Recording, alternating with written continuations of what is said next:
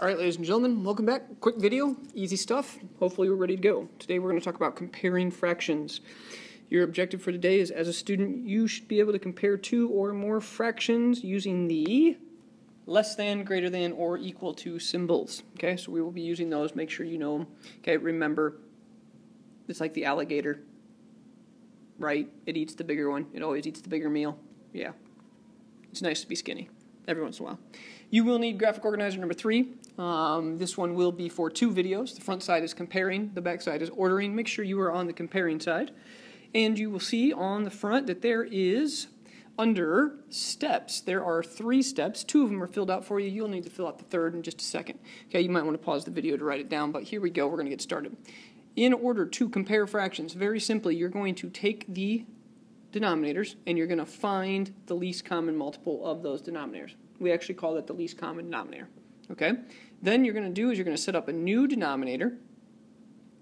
Okay? Set up new fractions with these denominators. And finally, you're going to find equivalent fractions using the rule. Now, sounds confusing. We're going to make it real simple. Okay?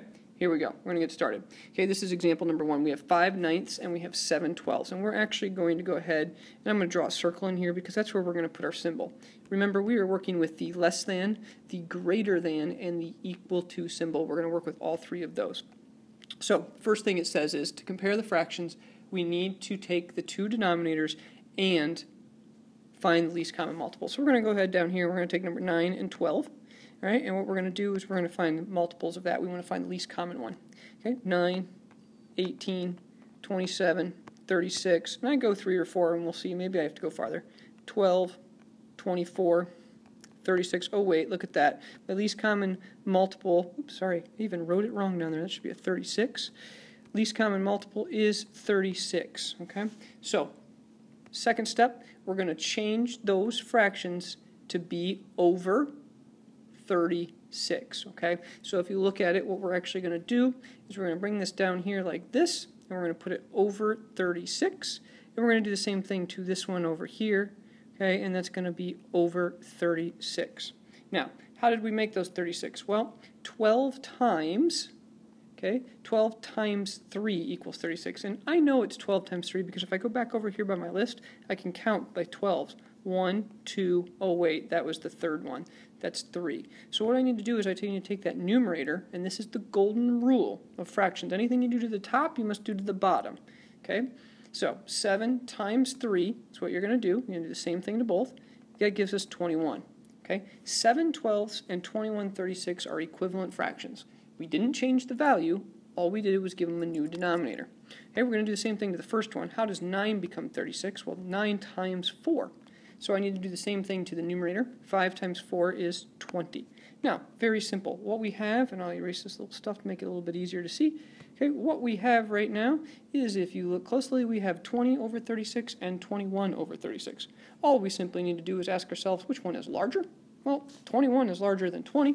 So I need to go back up here in the top, and I can say that 5/9 is less than 7/12, or 7/12 is greater than 5/9. The way I have it written is 100% correct.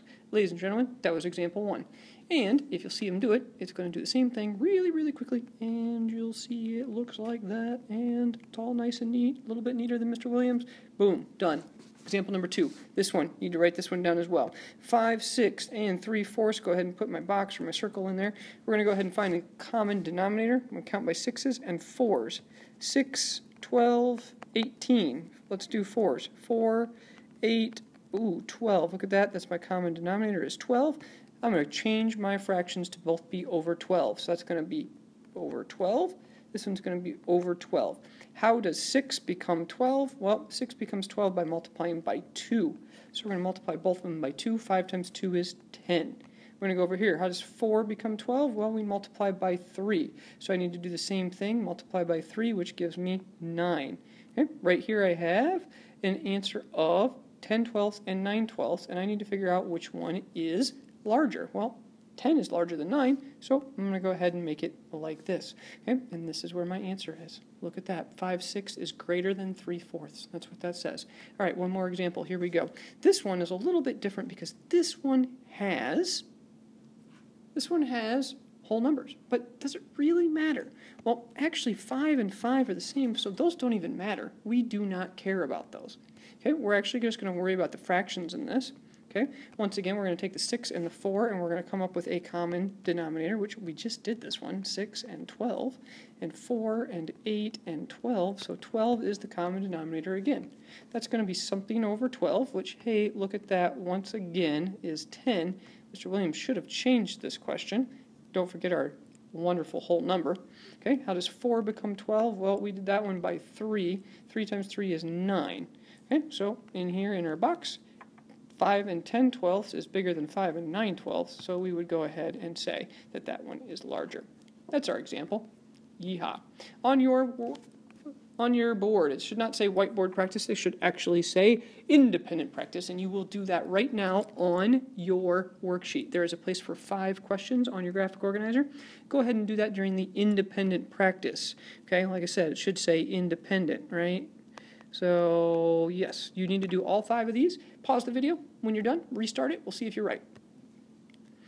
And I am back. I'm going to go ahead and do this one real quick. Common denominator for this one was 21. Okay, and that one should have been 12, and this one should have been 14. 14 is bigger, should equal that one, just like that. Next one, common denominator for 4 and 10 was actually 20. Okay, if you would have done your list, you would have gotten 20. 4 times 5, so it's 3 times 5, which is 15. 10 times 2, 7 times 2 is 14. 15 is bigger than 14, that one. Common denominator for this one is actually 15. How does 5 become 15? Well, times 3, so 3 times 3 is 9. And 9, oh, that's the same exact thing, 9/15 and 9/15. Well, guess what? Those are equal. Should have put the equal sign in there. 2 more to go. Here we go. 2 and 6/8. Hey, look at that. The 2's we don't care because they're the same. So 8 and 12. What's the common denominator? That would be 24. So over 24, over 24. 8 times 3 would be 6 times 3 is 18. Times 2 would be 6. Well, 6 is a lot less than 18, so the 18 is what we're going to eat. That's my answer. Last one, here we go. And once again, we have 12s. They're the same ones, so we don't care about those. We're going to find a common denominator, 3 and 5. That's 15. And how does 3 become 15? Multiply by 5. 2 times 5 is 10. How does 5 become 15 times 3? 4 times 3 is 12. 12 is bigger. Boom, done. Those are your 5. Hopefully you got the correct answers. Ladies and gentlemen, we are almost done. Quick video today.